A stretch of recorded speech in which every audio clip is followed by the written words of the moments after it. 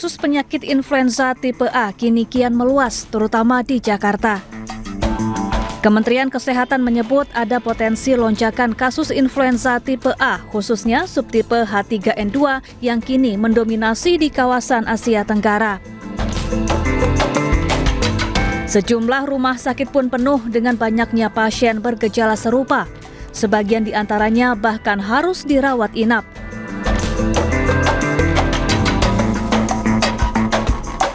Adapun gejala influenza antara lain demam, batuk, pilek, sakit kepala, nyeri otot dan sendi hingga muntah-muntah.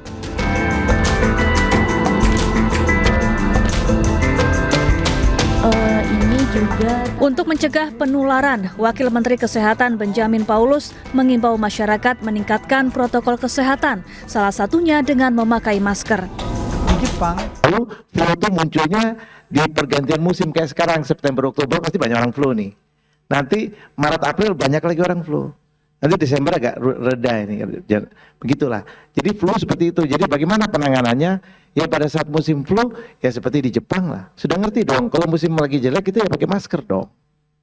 Itu satu-satunya pengaman kita pakai masker. Jadi ingat, flu itu selalu menyerang sama orang yang rentan, yang daya tahan tubuhnya rendah. Jadi setiap orang sakit itu terjadi karena dia kalah perang. Sementara itu, Ketua DPR Puan Maharani meminta lonjakan kasus influenza segera ditangani serius agar tidak membebani fasilitas kesehatan dan mengancam keselamatan masyarakat luas.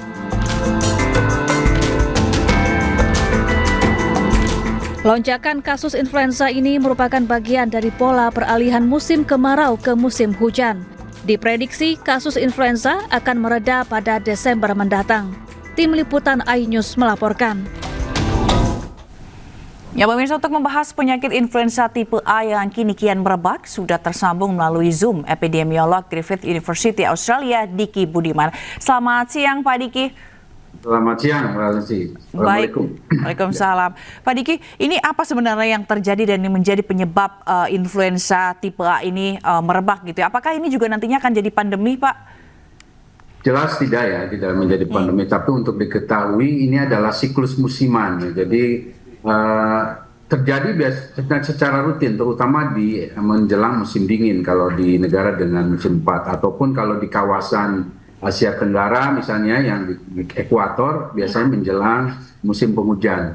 Dan sebagai informasi, data WHO menunjukkan bahwa kasus influenza ini memang sedang meningkat di seluruh negara kawasan Asia Tenggara, termasuk Indonesia, Thailand, Filipina, Vietnam, dan Kamboja. Nah, data bahkan hasil laboratorium menunjukkan 15% hingga 100% dari sampel pasien dengan gejala mirip flu itu dinyatakan positif influenza. Jadi memang yang dominan, betul tadi disampaikan, memang adalah influenza A, khususnya H3N2 yang saat ini mendominasi di hampir semua negara Asia Tenggara.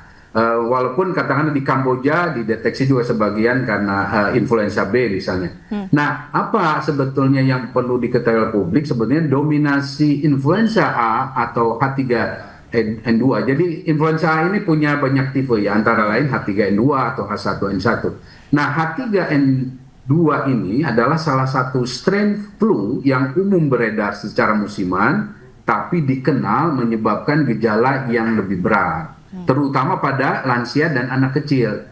Jadi kalau melihat pengalaman data sebelumnya, tahun sebelumnya, kalau terinfeksi oleh influenza tipe H3N2 itu cenderung menyebabkan demam sangat tinggi, batuk kering, ya, nyeri otot berat, dan juga rasa lemah. Ya. Nah ini khusus H3N2 ini memang lebih sering memicu komplikasi paru, dalam hal ini pneumonia pada orang tua, penderita asma ataupun penyakit kronis. Tapi sejauh ini belum ada bukti bahwa virus flu tahun ini lebih ganas dibanding musim sebelumnya. Apalagi kalau dikatakan berpotensi menjadi pandemi. Lalu apa yang harus kita waspadai? Dan apakah ini sama dengan COVID-19 atau serupa dengan COVID-19? Nah, ini berbeda. Jadi dalam durasi yang dalam periode yang sama, memang COVID-19 pun masih bersirkulasi karena influenza A ataupun COVID-19 dalam hal ini disebabkan oleh SARS-CoV-2 itu sama-sama dalam status endemik. Jadi yang memang akan terus ada dalam pola musiman menginfeksi masyarakat.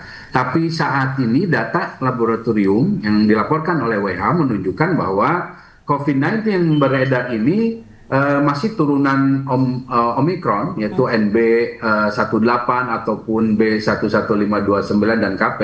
Semua ini bukanlah varian baru yang berbahaya dan jumlah sirkulasi yang bersirkulasinya jauh lebih sedikit dibandingkan influenza A atau tipe H3N2 tadi.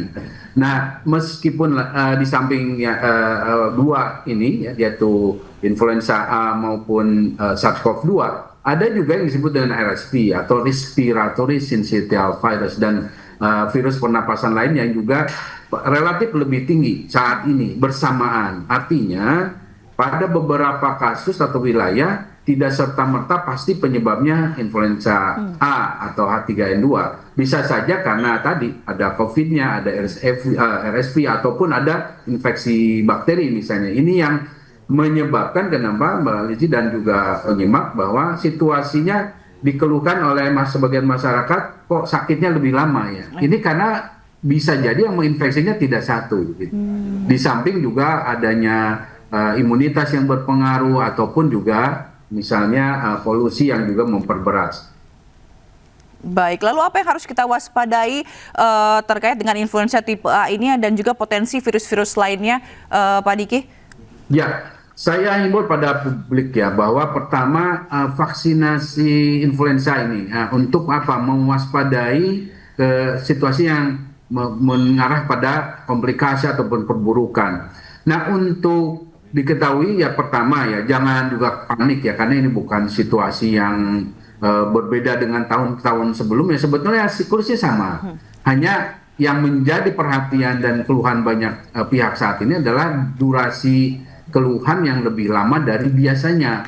Mungkin 3-4 hari tadinya sudah sembuh, sekarang kok bisa 1-2 minggu batuknya masih ada. Nah, ini yang perlu diketahui dan ini memang menjadi catatan saat ini, bisa jadi karena polusinya, bisa jadi juga masalah imunitas.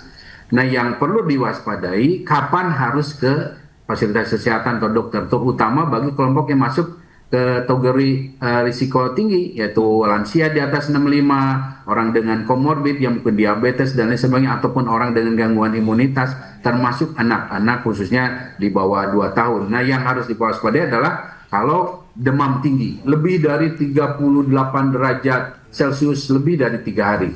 Ini berarti tanda serius. Kemudian juga nafas cepat atau nafas sesak, juga anak ini misalnya tampak sangat lemah atau tidak mau makan, tidak mau minum.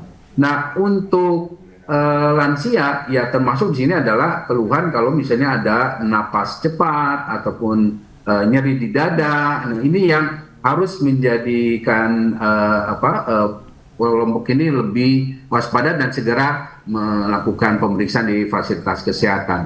Nah, dan sebetulnya himbauan saya terutama ini semua, terutama komplikasi yang bisa dihindari itu dengan cara vaksinasi ya. Jadi vaksinasi influenza ini penting, khususnya bila Anda masuk dalam kategori berisiko tinggi dan ya kita beruntung ya Bio Farma sebagai salah satu andalan kita nih memiliki juga kemampuan untuk mendistribusikan vaksin influenza yang sudah terupdate dan ini relatif harganya tidak mahal tapi memiliki manfaat yang sangat tinggi. Dan yang meskipun misalnya ada influenza tipe lain tidak dilindungi oleh vaksin ini, tapi keparahan apalagi kematian itu bisa sangat jauh diturunkan kejadiannya. Oke, baik. Nanti kita berharap semoga virus ini cepat mereda begitu ya. Terima kasih Pak Diki Budiman, epidemiolog Griffith University telah bergabung di iNews Siang. Salam sehat selalu Pak Diki.